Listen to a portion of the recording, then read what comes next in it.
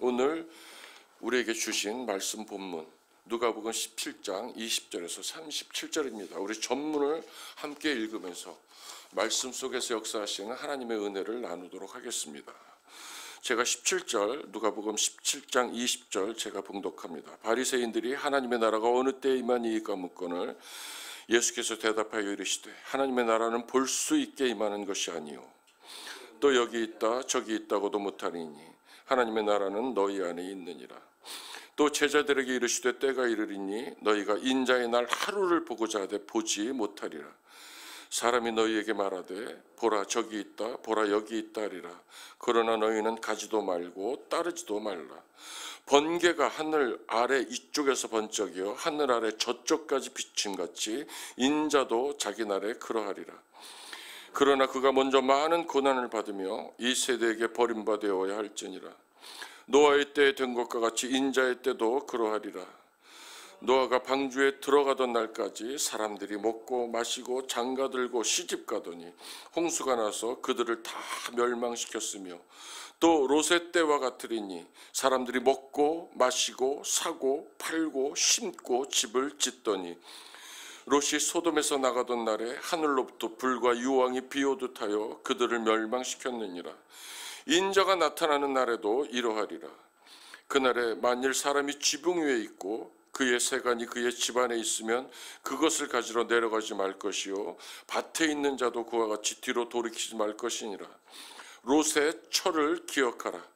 무릇 자기 목숨을 보존코자 하는 자는 잃을 것이요 잃을 자는 살리리라. 내가 너희에게 이르노니 그 밤에 둘이 한 자리에 누워 있음에 하나는 데려감을 얻고 하나는 버려둠을 당할 것이요 두 여자가 함께 맷돌을 갈고 있음에 하나는 데려감을 얻고 하나는 버려둠을 당할 것이니라. 다 같이 그들이 대답하여 이르되 주여 어디 오니이까? 이르시되 죽음이 있는 곳에는 독수리가 모여 있느니라 하시니라.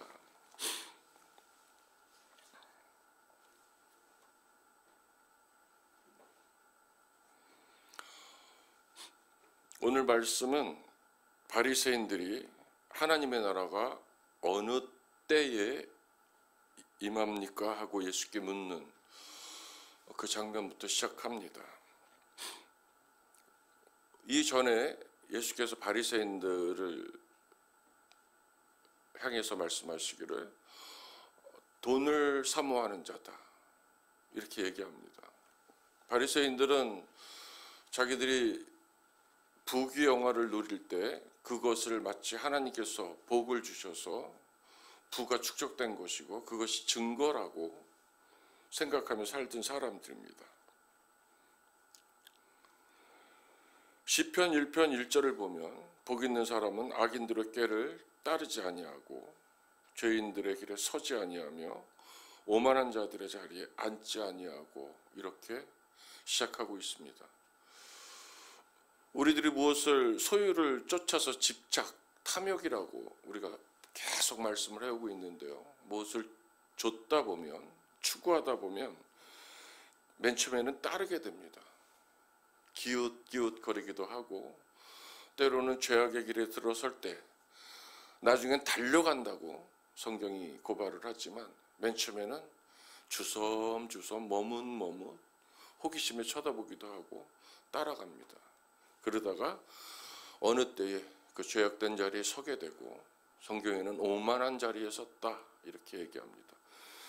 선 것으로 만족하지 않고 나중에는 그 자리에 앉아버립니다. 주저앉아버려서 자기들이 무엇이 잘못됐는지 자기들이 지금 어느 행태를 보이며 살아가고 있는지조차도 모르게 됩니다. 세상은 악해서 우리가 어느 곳에 머물러 있든지 동료들이 모이게 되고 맨 마지막 절에 예수님께서 말씀하시지만 죽음이 있는 곳에 독수리가 모인다.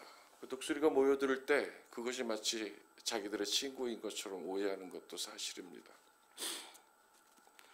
낙이망귀 중국 고사성어입니다. 낙이 망반 즐거울 낙 이을리 이질망 돌아갈 귀 너무너무 즐겁게 생활하다 보니까 아니면 자기가 배반했는데 배반한지도 모르고 배반한 자리에서 오래 머물다 보니까 돌아갈 생각조차 잊어버려서 거기에 안주했다가 잘못을 저지르게 된 원래 주인이 와서 처절하게 복수를 해서 결국에는 망해버린다는 고사성어입니다.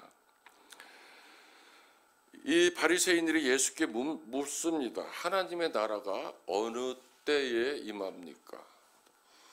마치 사마리아 우물가의 여인이 예수님께 우리 조상들은 이 산에서 예배를 드리는데 당신들의 조상들은 저 산에서 예배를 드립디다.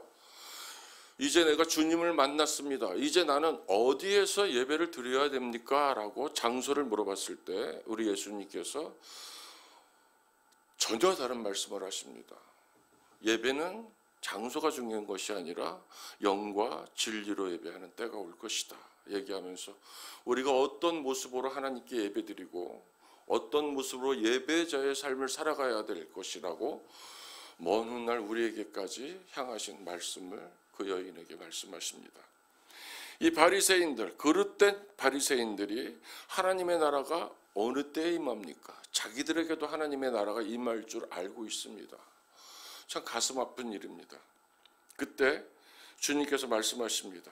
하나님의 그 나라의 실체에 대해서 얘기할 때 전혀 상반된 얘기를 합니다. 하나님의 나라는 너희 마음속에 있다. 그러면서 또 얘기합니다. 하나님의 나라는 너희 마음속에 있기 때문에 여기에 있다, 저기에 있다라고 말할 수 있는 것이 하나님의 나라가 아니다. 저는 먼저 너희 안에라는 그냥 모든 설교자들이 꼭 짚고 넘어가는 그 메시지를, 그 하나님의 말씀을 설명하려고 합니다. 먼저 너희 안에 있다라는 그 안에라는 말은 두 가지 의미를 갖고 있습니다. 내부에, 너희 마음속 깊은 곳에. 하나님이 늘 지적하시는 얘기입니다. 그 사람의 마음을 아시고 하나님께서 얘기합니다. 때로는 질책하시고 때로는 잘했다고 칭찬하시고 때로는 여인아 내 믿음이 너를 구원하였으니 일어나 가라라고 구원을 선포하시기도 합니다.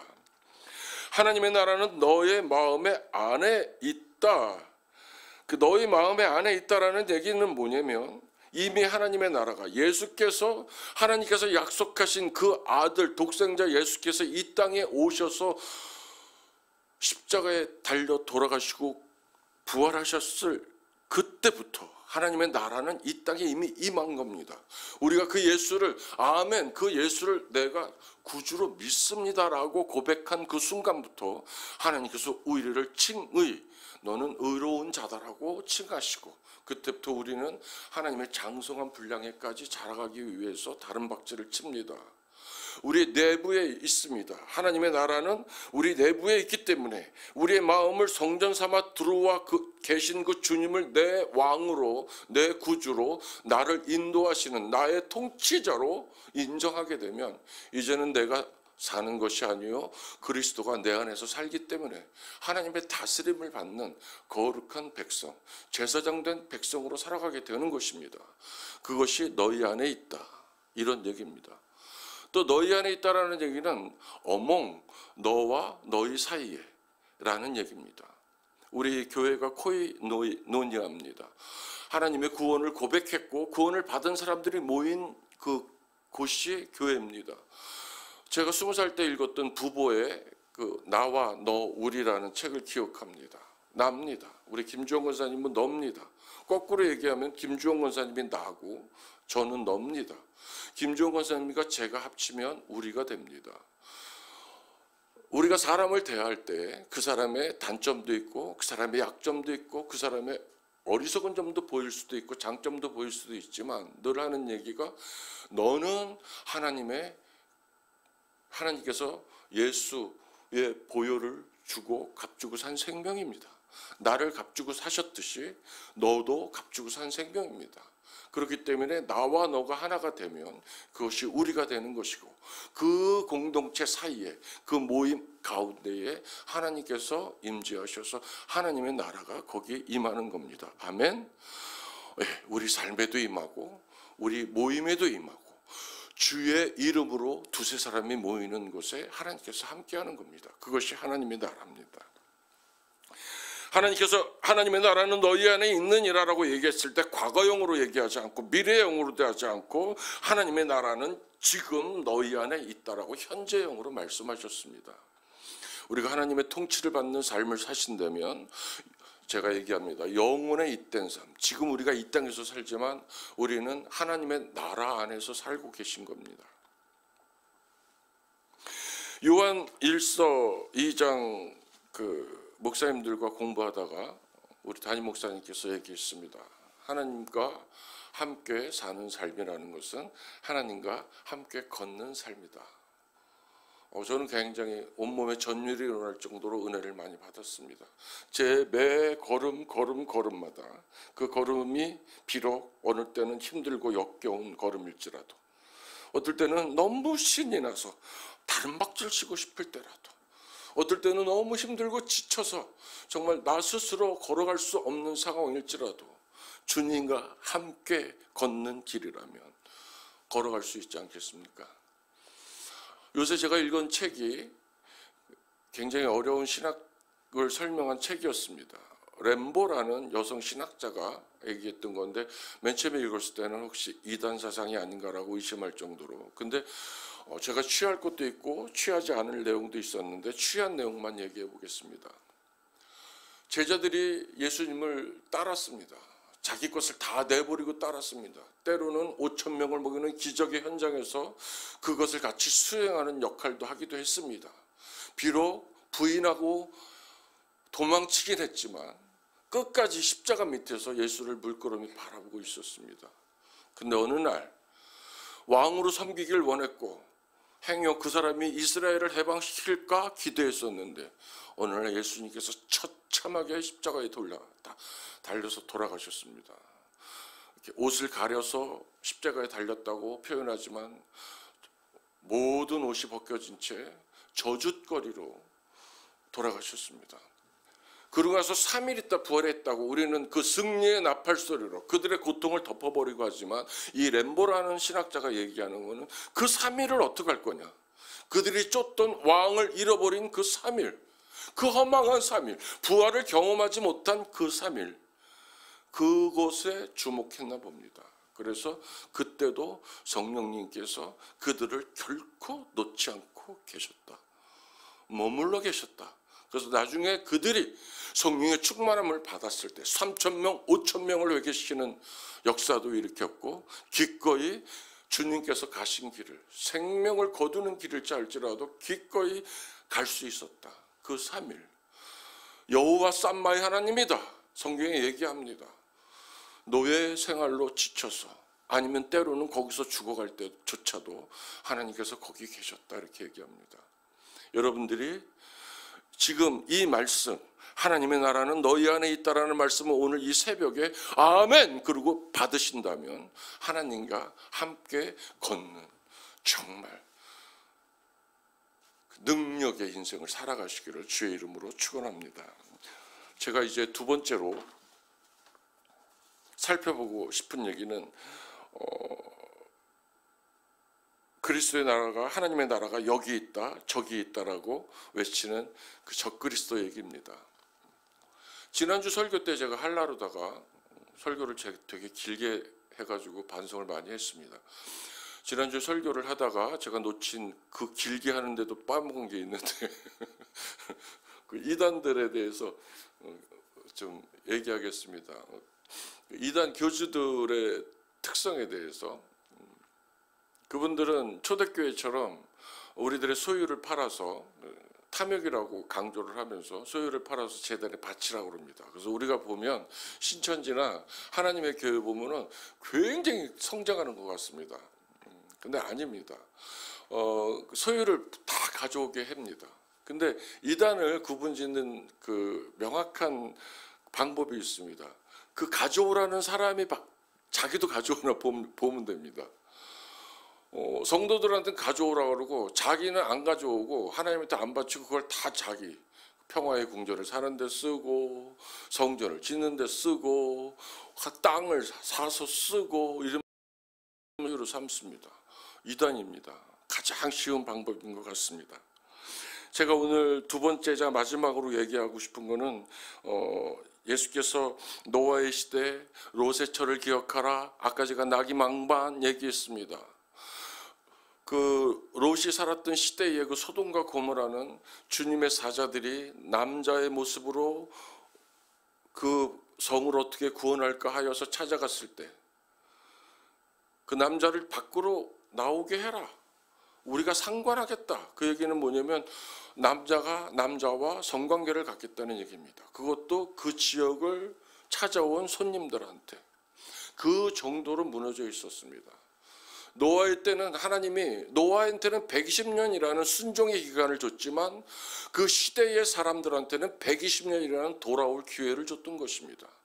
배를 짓는 동안에 너의 하나님은 어디 있냐?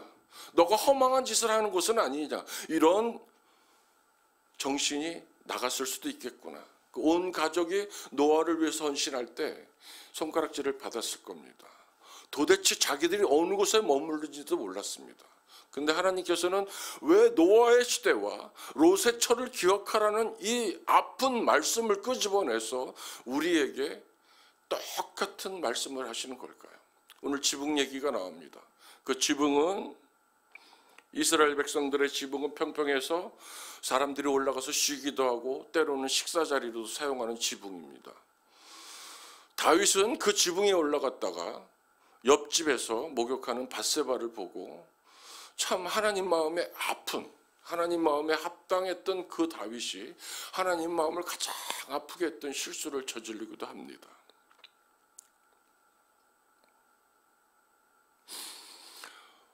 우리의 집은 어디입니까? 우리는 지금 어디에 서 있습니까? 혹시 이렇게 하나님의 메시지가 매일매일 하나님의 말씀으로 들리는데 혹시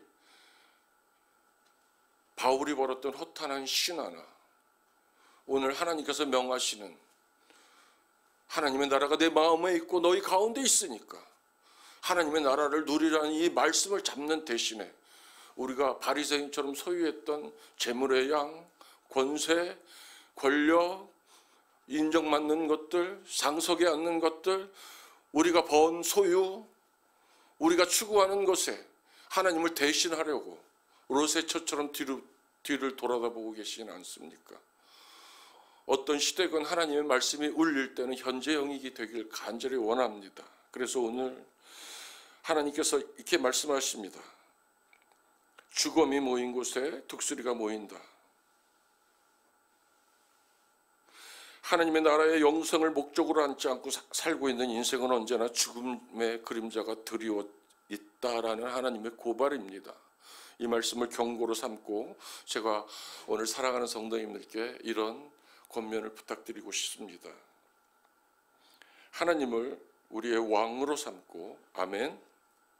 다시 한번 말씀드립니다. 하나님을 우리의 왕으로 삼고 하나님의 말씀을 배우며 지키는 한 주간 되시기를 주의 이름으로 축원합니다. 우리 함께 기도하겠습니다.